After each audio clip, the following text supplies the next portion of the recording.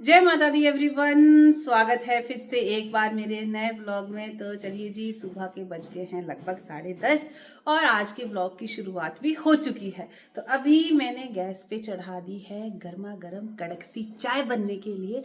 हम लोगों की तो मॉर्निंग की चाय देखो बहुत जल्दी हो जाती है जब भी हम उठते हैं 8:30 लेकिन ये ऑर्डर आया है ऑफिस से, शायद मन्नत के पापा के ऑफिस में कोई गेस्ट आए हुए हैं।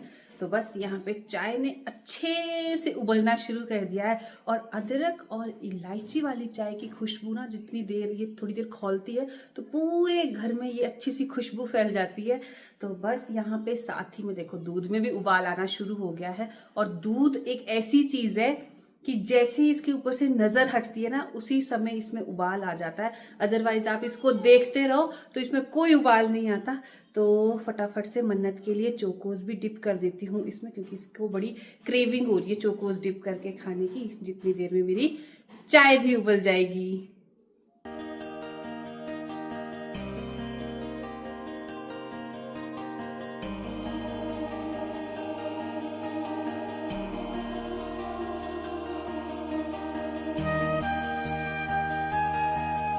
आ जाओ बन के चोकोस। यार धूप में बैठो, आप पहले धूप में बैठो, धूप में बैठ के खाओगे आप। चाची के साथ खाऊंगा। लो चाचू आपकी चाय। ओके, धन्यवाद। रोज की तरह हमारे सोलन का मौसम आज भी बहुत ज़्यादा साफ सुथरा है, अच्छी सी धूप खिली हुई है। लेकिन हमारे ये सुंदर सुंदर से पहाड़ इन धुंध की चादर के नीचे ढके हुए हैं। तो अब ये बेसब्री से वेट कर रहे हैं बारिश होने का। और अगर 2-3 दिन अच्छे से बारिश हो गई तो उसके बाद देखिएगा इन पहाड़ों की हालत ऐसे लगता है जैसे इनको ना नहा धो के बड़े सुंदर तरीके से खड़ा किया गया हो। तो इस बार भाई बारिश का वेट तो सभी को बेसब्री से है, क्योंकि गांव में भी हालत ऐसी हो रखी है कि जो मक्की लगने के बाद खेतों की जुताई होती है वो नहीं हो पाई है। ना उसमें गेहूं को बोया गया, ना जौ को बोया गया। तो सारे खेत ना ऐसे ही बंजर पड़े हुए हैं हमारे गांव में। तो बारिश ना होने से इस बार काफ़ी ज़्यादा नुकसान हो गया है। तो चलिए, धूप बहुत अच्छी लगी है, इस करके मैंने और मन्नत के पापा ने सुबह सुबह ये मैट्रेस भी बाहर लगा दिया ताकि इसमें 3 से 4 घंटे की धूप अच्छे से लग जाए। लेकिन पता नहीं ये कैसे लुढ़क गया थोड़ी ही देर में मन्नत के पापा के जाने के बाद।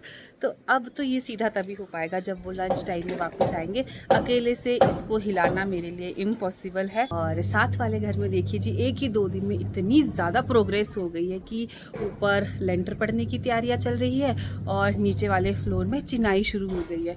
तो ये लोग इतनी मेहनत करते हैं सुबह से शाम तक।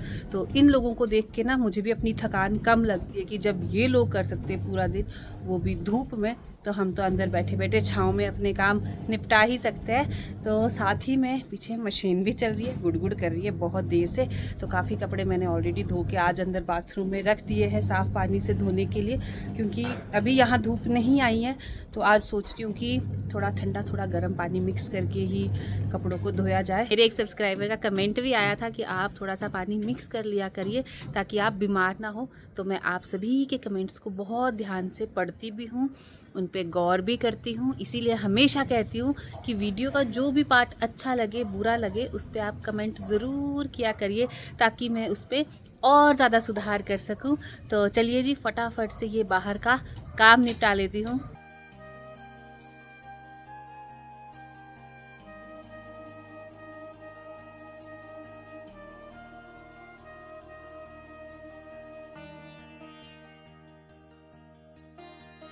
घर का काम भी चल रहा है आज साथ साथ में। और दूसरा, कल जिन लोगों ने मुझे बर्थडे विश करने के लिए फ़ोन किया था और मैं उन लोगों की कॉल अटेंड नहीं कर पाई थी, तो साथ साथ में टाइम निकाल के आज मैं उन लोगों को भी कॉल बैक कर रही हूँ ताकि उन्हें ऐसा ना लगे कि मैंने उन्हें अपनी खुशी में शामिल नहीं किया।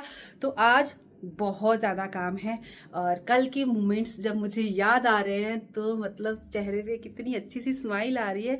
कल के अच्छे अच्छे से मोमेंट्स, जो भी हमारा कुछ घंटों का सेलिब्रेशन था, तो अभी भी उसको सोच के उसको दोबारा से इमेजिन करके ना मन बड़ा खुश हो रहा है।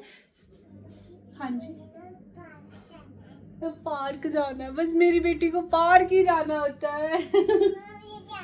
ओके मेरा बेटा, कम हियर, कम हियर। आपने कल मम्मा के लिए बर्थडे सॉन्ग कैसे गाया था? Happy birthday थैंक यू मेरा बेटा। और कल मन्नत ने जो बर्थडे सॉन्ग मेरे लिए गाया, जो कि मैंने अपनी शॉर्ट वीडियो में डाला है, आप जल्दी से जाके चेक कर लीजिए।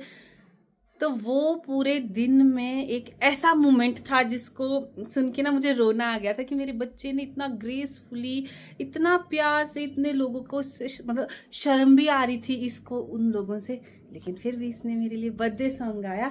तो ये मेरा लास्ट बर्थडे था जब मेरा बेबी जो है पेट में है।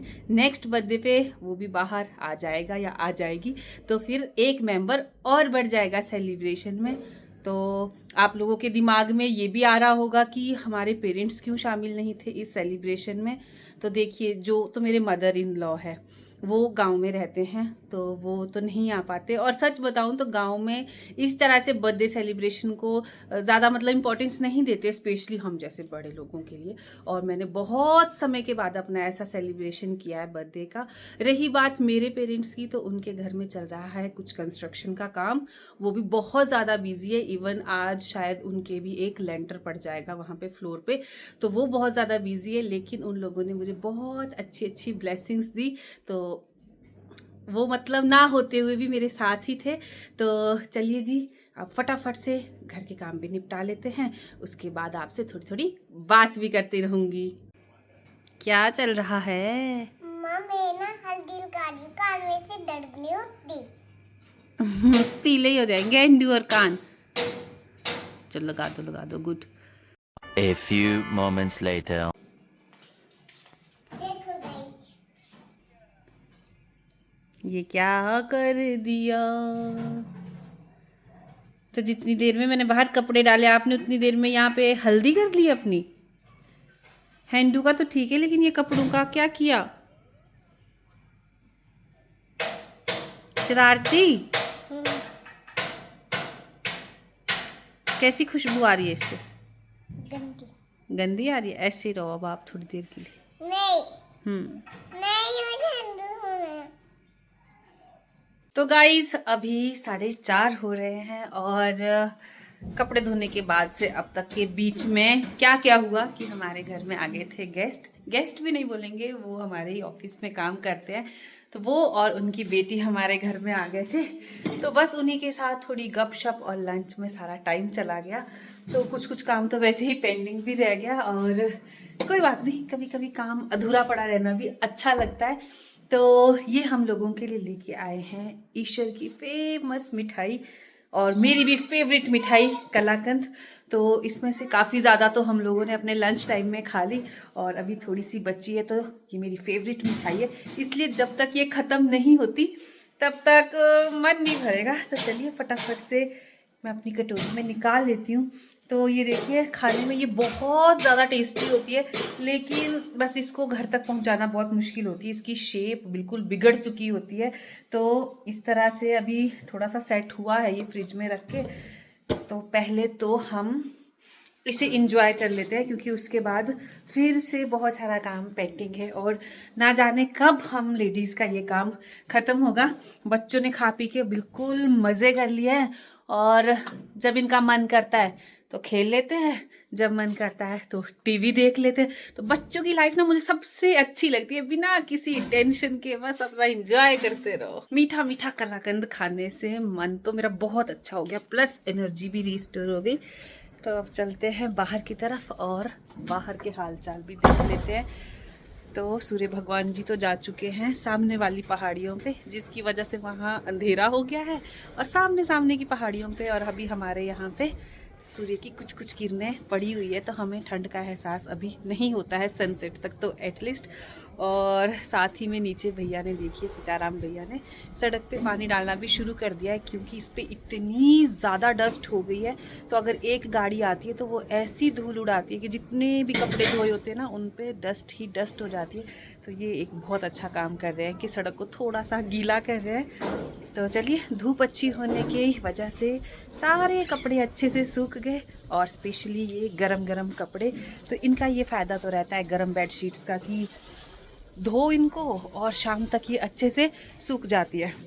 तो कपड़े तो धुल के सूख भी गए, लेकिन जूतों से भरी बाल्टी ऐसे ही पेंडिंग रह गई। सेटअप पूरा मैंने लगाया था कि मैं कपड़े धोने के बाद इन्हें भी अच्छे से वॉश कर लूँगी, ताकि जब एक अगला ट्रिप बने तो सुंदर सुंदर शूज़ पहन के हम जा सके।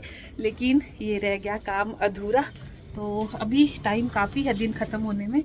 थोड़ा बहुत अंदर की सेटिंग करने के बाद हो सकता है मैं आज ही धोने पड़ेंगे, वरना ज़्यादा साफ़ करने के चक्कर में ना ये ज़्यादा ही गंदे हो जाएंगे। तो सबसे पहले तो अपनी बेडिंग कर लेते हैं, ताकि गरम गरम सा बेड हो जाए शाम को सोने के लिए।